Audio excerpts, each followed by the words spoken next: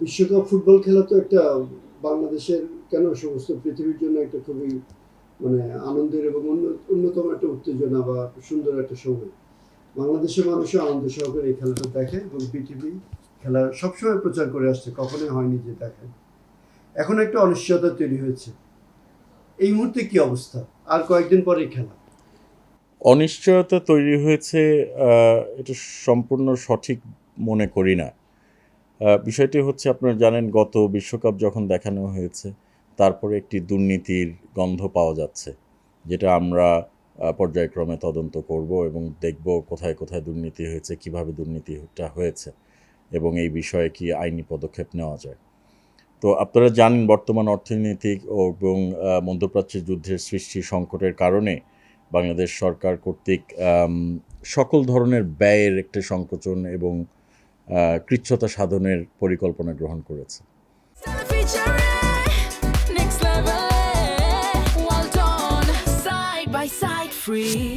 তো এর মধ্য দিয়ে আমরা যেই নীতিমালার আদলে আমরা চাই বাংলাদেশ টেলিভিশন বা অন্য কোনো স্টেক হোল্ডার যদি ফিফা 2026 দেখাতে চায় বা দেখাতে পারে, অবশ্যই আমরা এটা সেই ব্যবস্থা গ্রহণ করব।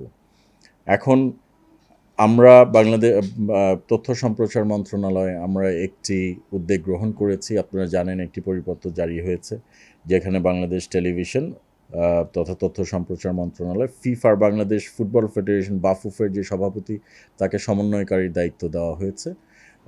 উনি সমঝোতার মাধ্যমে বিটিভি বা অন্যান্য স্টেক হোল্ডারের মাধ্যমে যদি আমরা ফুটবল খেলাটা দেখাতে পারি, সেই দিকে আমরা প্রয়োজনীয় ব্যবস্থা গ্রহণ করব।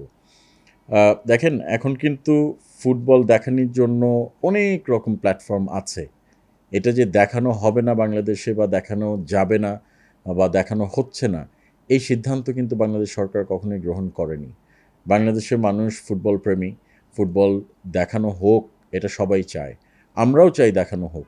প্রক্রিয়াটা কি হবে এবং কিভাবে বাংলাদেশের স্বার্থ সংশ্লিষ্ট বিষয়গুলো যেন আমরা ধরে রাখতে পারি, প্লাস অর্থনৈতিক ব্যাপার যেটা আমরা বলেছি সেটা যেন আমরা ধরে রেখে যেভাবে দেখানো সম্ভব হয় সেদিকে আমরা পদক্ষেপ গ্রহণ করবো ইনশাল্লাহ। বিটিভির অবস্থানটা কি হবে সেক্ষেত্রে? মানে বিটিভি আসলে কি সিদ্ধান্ত নেবে যে এই যে সত্যটা কিনবে কি কিনবে না? এটা আমাদের যে সমন্বয়কারী যাকে আমরা নিয়োগ করা হয়েছে বাংলাদেশ টেলিভিশনের পক্ষ থেকে, বাফুফের প্রেসিডেন্ট যখন আমাদেরকে একটি প্রস্তাবনা দিবেন, আমরা বিবেচনা করব। আমরা ইন্টারমিনিস্ট্রিয়াল মিটিংয়ের মাধ্যমে আমরা কথা বলে তারপর আমরা এই সিদ্ধান্ত গ্রহণ করব। বিটিভি সত্য পাবে কি পাবে না, নিবে কি নিবে না, এগুলো কোনো কিছুই আমরা কিন্তু এখনও সিদ্ধান্ত গ্রহণ করিনি। তবে আমাদের আলোচনা চলছে, বিভিন্ন পর্যায়ে আলোচনা চলছে, ফিফার সাথেও আলোচনা চলছে। আমরা আশা করি শীঘ্রই আমরা একটি সিদ্ধান্তে উপনীত হতে পারবো ইনশাআল্লাহ। যে একটা এখনো সিদ্ধান্তে আমরা উপনীত হতে পারিনি, এই অবস্থাতে আসলাম কি শুধু অর্থের কারণে? কিছুটা অর্থের কারণে বলতে আমাদের তো ব্যয় সংকোচনের বিষয়টা আছে, যেটা আমরা বলেছি। তাছাড়াও গত ফুটবলের যেহেতু একটা দুর্নীতি হয়েছে, আমরা একটু সতর্কতা অবলম্বন করছি।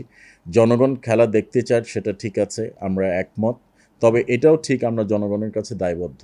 কোনো রকম দুর্নীতি, কোনো রকম নীতি বহির্ভূত কার্যক্রম যেন না হয়, সেদিকে তো আমাদের কড়া নজর রাখতে হবে। সেই জন্য একটু হয়তো আমাদের বিলম্ব হচ্ছে, কিন্তু এটা অনিশ্চয়তা বলে আমি বিশ্বাস করি না। যখন খেলা শুরু হবে তার আগেই এই সমস্যার সমাধান হবে বলে আপনি মনে করছেন? অফকোর্স, খেলা শুরু হওয়ার আগেই তো হতে হবে, এবং আমাদের উদ্বোধনী অনুষ্ঠানটাই মানুষ আগ্রহ সহকারে দেখে, এবং আমরা আশা করি উদ্বোধনী অনুষ্ঠান দেখার একটি পরিকল্পনা বা একটি কৌশলে আমরা যেতে পারবো বলে আমি বিশ্বাস করি। কমিটি ঠিক না, একজনকে সমন্বয়কারীর দায়িত্ব আমরা দিয়েছি, এবং ওনার রিপোর্টের পরিপ্রেক্ষিতে আমরা খুব দ্রুত একটি সিদ্ধান্ত নেব ইনশাল্লাহ। রাইট, এটা 6 to 8 মান্থস আগের থেকে করার প্রয়োজন ছিল বলে আমি মনে করি। আমি আপনার সাথে একমত, কিন্তু 6 মান্থস আগে তো আমরা রাষ্ট্র পরিচালনার দায়িত্বে ছিলাম না। আমরা আসছি 93 দিন আগেই আমরা আসছি। তো আসার সাথে সাথে আমাদের কাছে ব্যাপক কাজের বোঝা এবং একটি ভঙ্গুর অর্থনীতির মাধ্যমে আমরা এসে পৌঁছেছি।